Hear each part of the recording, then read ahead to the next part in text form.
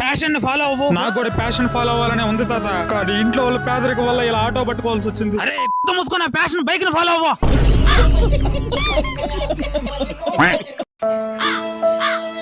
యో తాత రిపోర్ట్ లో ఫెయిల్ అయిపోతే ఏమైపోయిందా? నేను చూడ ప్రతి ఎగ్జామ్ లో ఫెయిల్ అయిపోతా. ఏ రోజైనా బాధపడ్డానా? ఫెయిల్ అయింది కిడ్నీలు రా ఎరుగుతా.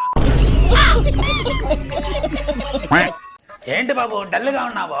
రాత్రి తాగింటికి వెళ్తే కనీసం నా పిల్లలు డోర్ కూడా చేయలేదు. రాత్రి అంతా ఇంటి ముందు పిచ్చుకోకలాగా పడుకున్నా. ఈ ఆడవాళ్ళు మనం అస్సలు అర్థం చేసుకోరు బాబు. ఏం 2 పెగ్గులు వేసుకుంటేనే తప్పు అయిపోతా. మరి ఉదయానికన్నా తీసిందే లేదా? లేదు సార్, తెల్లారాకే గుర్తొచ్చింది నాకు అసలు పెళ్ళే కాలేదని. మంచోళ్ళన్నా మీరు? మంచితనానికి ధైర్యం కూడా తోడవ్వాలి.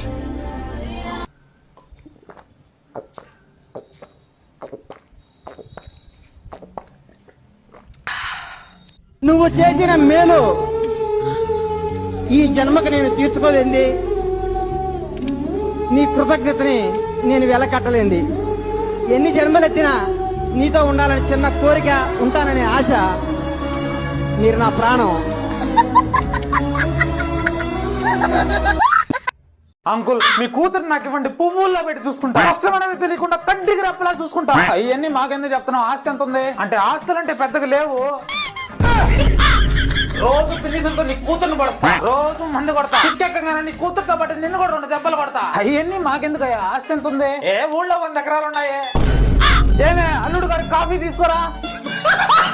ఈ రోజు ఎలాగైనా టార్గెట్ కంప్లీట్ చేస్తా. హలో హలో హలో సార్, నేను ఇన్సూరెన్స్ కంపెనీ నుంచి మాట్లాడుతున్నాను. నా మాటని మీరు ఇన్సూరెన్స్ చేయించుకోండి. అవునా? ఏం ఉపయోగం దానివల్ల? దీని ఉపయోగం ఏంటంటే నువ్వు చచ్చిపోతే డబ్బులు వస్తాయి నీకు. సరే నేను సచ్చాకే ఫోన్ చేస్తాను. హలో సచ్చాక ఎలా చేస్తావు? మరి నేను చచ్చాక నాకెలా ఇస్తావు?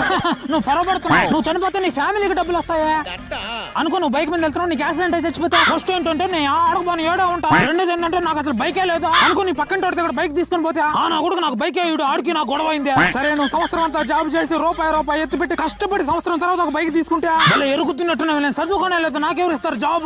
నువ్వు సావట్రా. ఇప్పుడు సావును. ఈ రోజులో చిన్న వాటికే చచ్చిపోతున్నారు సార్. అనుకో నీ పొట్టలో గ్యాస్ వచ్చింది అనుకో. ఓయమ్మా గ్యాస్. ఆ గ్యాస్ పోయి నీ గుండెల్లో చేరి నీ గుండెల్లో నొప్పి వస్తే ఆ గుండె ఆ తర్వాత నొప్పి హార్ట్ అటాక్ గా మారి నువ్వు చచ్చిపోతే ఎలా పిచ్చిన ఎట్ట కనిపిస్తున్నా? నీకు గ్యాస్ వస్తే మాత్రం వేసుకుంటే తగ్గిపోద్దా? దానికి హార్ట్ అటాక్ వచ్చేస్తుందంటారా? ఎరుగుద్దా?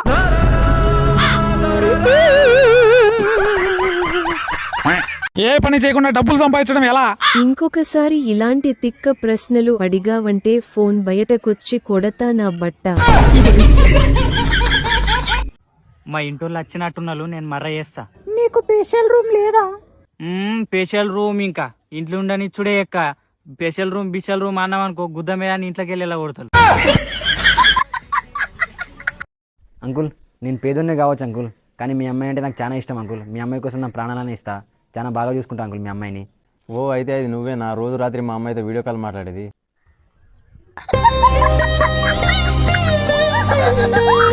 ఇప్పటికైనా ఈ విషయం మీకు చెప్పాలనిపించిందండి. ఈ రోజు మార్నింగ్ ఒక న్యూస్ చూసా. చిన్న పిల్లలే ఎక్కువగా మొబైల్ చూడడం వల్ల కళ్ళు పాటు చేసుకుంటున్నారంటండి. అలాగే వాళ్ళ మెంటల్ హెల్త్ కూడా చెడిపోతుందంట. అందుకే పేరెంట్స్ ఆలోచించండి. ఇప్పటికైనా సరే మొబైల్ కాస్త మొబైల్ లో బొమ్మలు పెట్టించు. ఊరికి వీడియోలు చేస్తుంటే ఇప్పటికైనా సరే మొబైల్ ఇవ్వడం ఆపండి ప్లీజ్.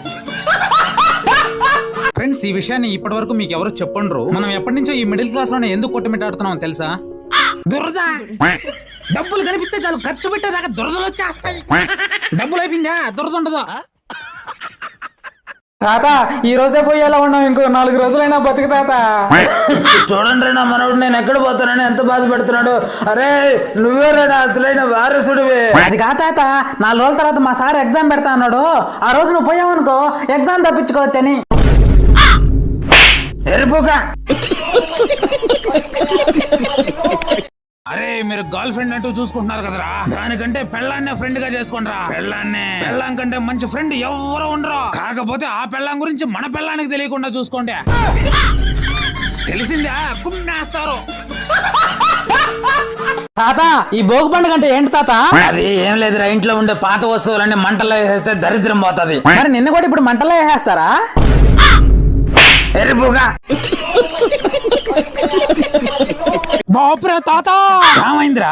జపాన్ లో 6G లాంచ్ చేశారంట తాత. అక్కడ ఇంటర్నెట్ మామూలు స్పీడ్ గా ఉండదు. వాళ్ళకి వీడియోలు కూడా ఫుల్ క్లారిటీగా వస్తాయా? ఫుల్ క్లారిటీ హెచ్డీలో వస్తాయి. మరి నా ఫోన్ లో బ్లర్ గా వస్తున్నాయి చూడు. ఈ రోజు ఎలాగైనా టార్గెట్ కంప్లీట్ చేస్తా. హలో హలో సార్, నేను ఇన్సూరెన్స్ కంపెనీ నుంచి మాట్లాడుతున్నాను. నా మాటని మీరు ఇన్సూరెన్స్ చేయించుకోండి. అవునా, ఏం ఉపయోగం దానివల్ల? దీని ఉపయోగం ఏంటంటే నువ్వు చచ్చిపోతే డబ్బులు వస్తాయి నీకు. సరే నేను సచ్చాకే ఫోన్ చేస్తాను. హలో, సచ్చాక ఎలా చేస్తావు? మరి నేను చచ్చాక నాకెలా ఇస్తావు?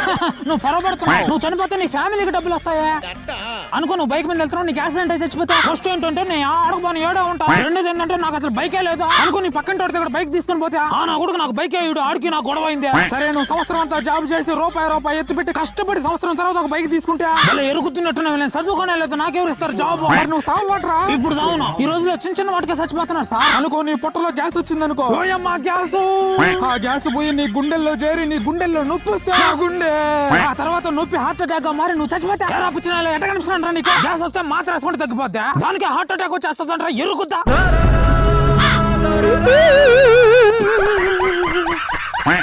అరే బాబు, ఒక లైట్ వస్తలేదు, కొంచెం చూసిపోతారా?